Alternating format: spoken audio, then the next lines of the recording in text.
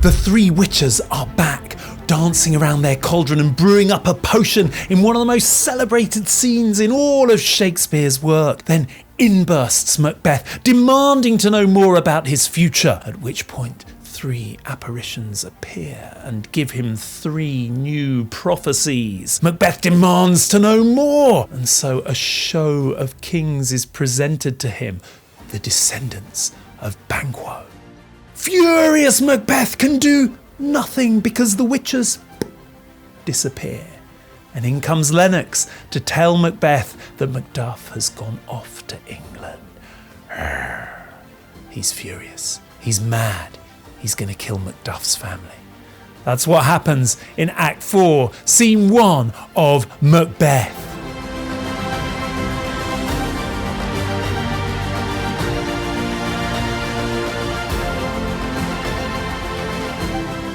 At the start of Act 4, in come the witches again, in a scene that reminds us of the start of the play in many ways. There's thunder, which would have been seen as a bad omen by the Jacobeans, and they appear, and they also talking in tetrameter, as they did at the start of the play. But there are some differences as well here. Hecate appears, as she did in Act 3, Scene 5, and they're making a chant that has got nothing much to do with the rest of the play. I mean, they're talking about baboon's blood, and fingers of babies, and eyes of newts.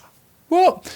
And if you watch the video about Act 3, Scene 5, you'll see that there's quite a lot of scholarly debate about whether Shakespeare wrote that scene. And here again, at the start of Act 4, Scene 1, it seems quite likely that not Shakespeare, but perhaps his contemporary Thomas Middleton wrote these lines that begin the scene. So even though it's a scene learnt by children at primary school, you may even remember learning these lines. Double, double, toil and trouble, fire burn and cauldron bubble. Well, they may not even have been written by Shakespeare. We'll spend a couple of moments thinking about these lines. I mean, double, double, toil and trouble. Perhaps the idea of double could link to the theme of duplicity, you know, having two faces, but actually, they're also saying just double, double, toil and trouble. You know, they're trying to multiply the evil. In fact, when Hecate comes in, she says, "Oh, well done. I commend your pains, and everyone shall share in the gains." What does that mean? She's happy with the witches. Everyone's going to share in the gains. What gains? What do the witches hope to gain from this potion that they're brewing up? Well, if you know anything about evil forces and devils and the devil, then you will know that the whole goal of the devil and all the demons who work for the devil is to get the souls of humans, right? So that after they die, those souls can't go to God. So the gain here is the gaining of a human soul, and specifically Macbeth's soul. So that's what's being talked about here. They're multiplying their evils. They're trying to get Macbeth's soul. But I don't like this part of this scene, and that links to exactly why I don't like the same style of scene that appeared in Act 3, Scene 5. And the reason I don't like it is this. I don't think Shakespeare wants us to know if the witches are ultimately the evil forces behind everything, or if they're just these kind of manipulative figures who make these suggestions to Macbeth that he acts on by himself. And if you've watched the video for Act 3, Scene 5, you will know that I believe that Shakespeare has worked amazingly in the writing of this play to create this balance for the audience, where we think, are the witches responsible for what's going on, or is Macbeth and his wife responsible for what's going on? And the fact that we don't really know who's responsible is what makes this play so brilliant, or part of what makes the play so brilliant. And when Hecate comes on and saying, hey, we're doing this to gain the soul of Macbeth and we're going to trick him, that just gives the game away. So I don't think this was written by Shakespeare. I don't think he would have wanted that level of certainty in the audience's minds about who's responsible for what's going on. I think this is Thomas Middleton writing later for commercial reasons. Maybe he wanted to make the play more exciting, more spooky, more dramatic, which it certainly is as a result of these kind of disturbing and probably terrifying scenes if done well for a Jacobean audience. I mean, this stuff is spine-tingling. Remember, they didn't have cinemas to go to. This is kind of like horror, right? There they are throwing bits of animals and bits of humans into a pot and stirring it up and making a charm, that could really scare audience members back in those days. And so perhaps it's there for that reason, or maybe to give Thomas Middleton some commercial success further down the line, which I talked about in the other video and I won't repeat here. So let's skip forward to the moment when Macbeth walks in. In he comes. In the last scene we saw him, he was talking to Lady Macbeth. He said, I'm going off to find out more from the weird sisters. And he comes back in. He's looking strong. He's looking purposeful. He's sounding powerful. He says, I conjure you. Answer me. Answer me. He's using imperatives to boss them around. They respond to him with imperatives as well. They say, speak, demand, we'll answer. Now, who's in control? Everybody's throwing imperatives around. Well, he delivers an incredibly long speech to them saying, you have to untie the winds. I don't care what you have to do, but I must know more. And he's kind of rambling on for about 10 lines. And they respond to him, each one with a single word or a very short sentence. Who sounds more powerful to you? To me, it's the witches who sound far more powerful. They don't need to use loads of words to get things done. They just need to use single words. So the amount of dialogue shows you that the power here is with the witches just using their imperatives. Then the first witch says, say if thou'dst rather hear it from our mouths or from our masters. From our masters? Oh my goodness, what? You mean there are even more powerful forces behind the witches? How disturbing for the Jacobean audience who, you remember, believed in witches, believed that witches were evil, or at least many of them would have done. So this is kind of saying, we're powerful, but there's even more powerful forces. Ugh. Scary stuff. Macbeth elects to hear the prophecies from the masters. He says, call him. Let me see him. So they let him think he's in control. They ask him, should we tell you what's going to happen, or do you want to hear it from our masters? And he tells them. And so they give him what he wants here. But later on in the scene, we'll see that actually he's probably not really in control at all. They're toying with him. And then follows the scene of the 3 apparitions, which are storied among the works of Shakespeare. It's a wonderful scene. It's a very dramatic moment. Out of the cauldron come these 3 spooky figures telling him these 3 prophecies. The first apparition is an armed head, which says to Macbeth, Macbeth, Macbeth, Macbeth, beware Macduff, beware the Thane of Fife. The second apparition is a bloody child. It tells Macbeth, laugh to scorn the power of man, for none of woman born shall harm Macbeth. And the third apparition is a child crowned with a tree in its hand, and it tells Macbeth, Macbeth shall never vanquished be, until great Birnam Wood to high Dunsinane Hill shall come against him. So there we go. Beware Macduff. Nobody born of a woman is going to harm you. Don't worry until the forest of Birnam Wood moves to Dunsinane Hill where your castle is. Everybody knows those prophecies. And of course, they trick Macbeth, because later on he will think that he can't be harmed by anyone, and then he'll find out that the words were a bit duplicitous. I won't spoil it for you right now. And then he'll also think, well, Birnam Wood's never going to move, but in fact, something happens that does kind of make it move. So these words spoken by these apparitions that come up out of the cauldron not only show the power of foresight of these supernatural forces, but also show the capacity for deception and for trickery that they have, which Macbeth will only realise much later when it's far too late. For now, he's starting to feel pretty good. First of all, he isn't feeling so good after the first prophecy when he's told to beware Macduff. He says, thou hast harped my fear aright. You knew what I was afraid of. So he recognises that they can see into him, but he doesn't make the jump to see that these figures can actually see everything that's going to happen and that they're actually just telling him what's going to happen in the future. He still thinks he's got some kind of control. When they give him the second prophecy, which is that he can't be harmed by anyone who's born of a woman, he starts to become confident. He says, Then live, Macduff, what need I fear of thee? he's doing exactly what Hecate said in Act 3, Scene 5, when she said he's going to be far too hopeful. He'd be so hopeful it'll be kind of a naive hope. And that's exactly what's happening here. We see it happening before our eyes. And when he hears that he doesn't have anything to fear until the wood moves, he says, That will never be. you know, and that strong modal verb will suggests certainty. So there's this confidence growing in him, which he has no right to have, even though there's also this suggestion that he's, you know, not fully confident. I mean, after the second apparition, he says, I don't need to worry about Macduff then. But then he says, But yet I'll make assurance double sure and take a bond of fate. Thou shalt not live. he decides he's going to kill Macduff anyway. What's his argument?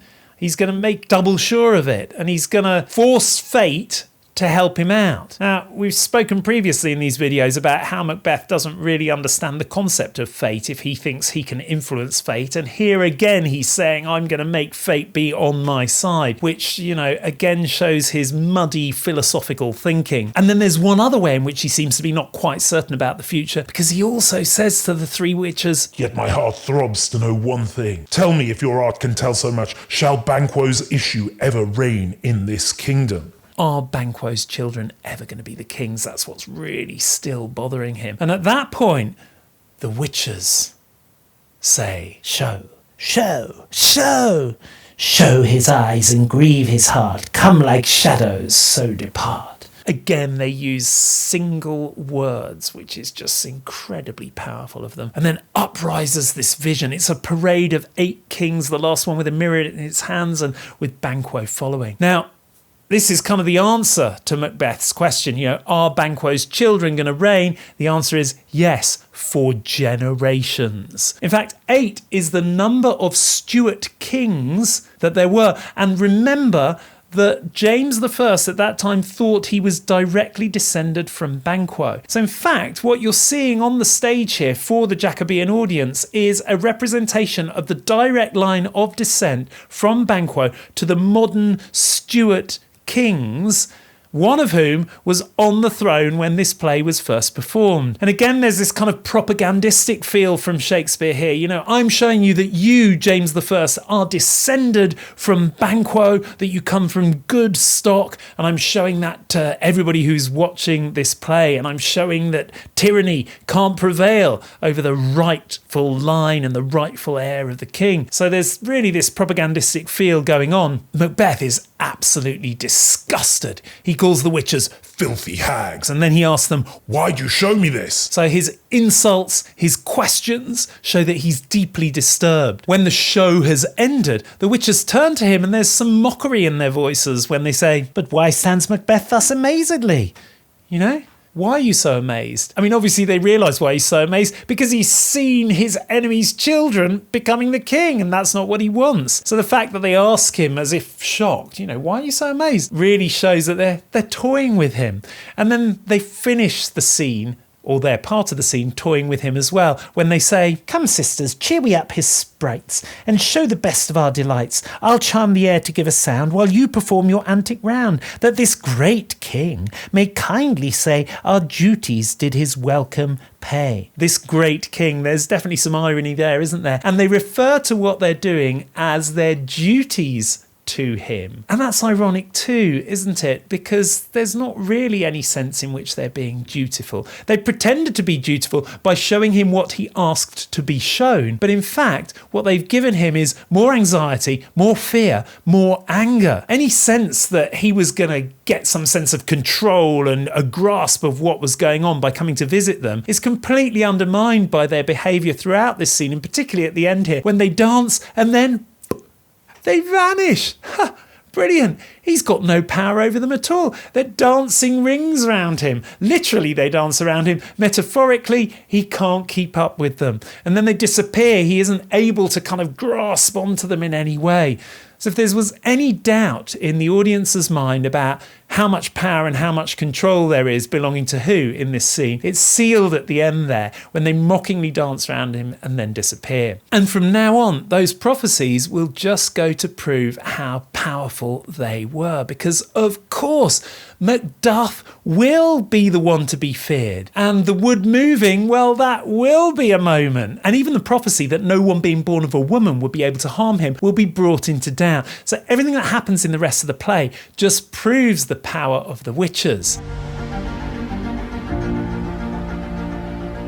And Macbeth himself is unable to realise his weakness and, frankly, his foolishness and naivety in responding to everything that the witches have said. I mean, when Lennox comes in, Lennox hears Macbeth say, "The castle of Macduff I will surprise, seize upon Fife, give to the edge of the sword his wife, his babes, and all unfortunate souls that trace him in his line." What's he going to do? He's going to go off to Macduff's castle, he's going to kill his wife and his children. Now, that's incredibly shocking, but it's also just absolutely stupid. Because, of course, Macduff is then desperate to get his revenge on Macbeth. So it's Macbeth himself that gives Macduff the fury to come and get his revenge and to make sure he kills off Macbeth. So Macbeth brings his downfall upon himself with this decision made in haste and rashly after these witches have just run rings around him to go off and kill Macduff's wife, Macduff's children. And so again, we get this feeling that Macbeth just isn't really in control. Something else that's very interesting about the end of this scene is that when Lennox appears, Macbeth says to him, "Saw you the weird sisters?" "No, my lord," responds Lennox. Lennox didn't see them. Now, they did vanish, so the fact that Lennox didn't see them is not surprising, but there could also be this suggestion that, they only appear perhaps to select individuals. At the start of the play, they only appeared to Macbeth and to Banquo. Now they've appeared to Macbeth again. They haven't appeared to Lennox. Are they a bit like the ghost, perhaps, which could only be seen by Macbeth, and there were these folkloric beliefs about ghosts back in those times, that ghosts had the power to appear only to certain individuals. So you do start asking yourself, why did they only appear to him and not to Lennox? And perhaps you start questioning, the power of the evil forces, linking it to what Hecate said, they're targeting Macbeth to try and get his soul. But perhaps if you're a more modern audience member, you might think, perhaps those witches are another hallucination. The modern way of reading this play, I think, is the way of thinking that Macbeth is seeing things that others aren't seeing, that a lot of this stuff is happening in his head. And I love the way that Lennox didn't see them there, because it feeds into that idea that perhaps he's just dreaming it all up, which adds to this idea of madness, or perhaps this idea that individuals bring their own downfall upon themselves through the thoughts that pass through their minds. So that's quite interesting too. A final thing that's interesting is the way Lennox treats Macbeth in this scene. Now, we know that Lennox thinks Macbeth is responsible for the murders. We know he's referred to him as a tyrant. We saw that just in the previous scene. But here he says, "No, my lord. No, indeed, my lord. I, my good lord." He speaks in very short sentences, and they're all incredibly respectful. Every time he refers to Macbeth as his lord, he doesn't call him a tyrant. He doesn't let on at all that he thinks that Macbeth is responsible. So in fact, Lennox here is being duplicitous. What he thinks in private is not what he shows to his king. Of course, that's a wise decision. He doesn't want Macbeth to start suspecting him. But also, it shows you that Macbeth is now getting a taste of his own medicine. Having been one of the driving forces for duplicity, along with his wife, throughout the play, he is now being treated to some duplicity right back at him. And this is because his power is moving away from him. Others are now able to say one thing behind his back and say a different thing in front of him. So just notice that in the way that Lennox behaves here. So what's Shakespeare doing here? What's the point of this scene? What's Shakespeare's message to us about human life? Well, one of the great things about this scene is the way that it brings into question the idea of power and control. Who's really in control? Is it humans? Even the most powerful human of all humans, a king? Is a king really in control? Shakespeare seems to be saying here. Or are there forces even more powerful than a king which can influence a king and be in control? And I think Shakespeare seems to be saying that humans might think they're in control, but they're really not. there are much more powerful forces than humans controlling them. And whether or not you see those more powerful forces as the Jacobeans might have, as, actual witches, agents of the devil, figures of evil, trying to get a human soul, or whether you see those more powerful forces as a modern audience might do, as being kind of the voices in someone's head talking to them and making them act in particular ways, it doesn't really matter. You can interpret the more powerful forces in either way. The key point stands that we humans think we're controlling things, but we're not. There's either devils out there or there's subconscious powers out there that are much more in control than we are.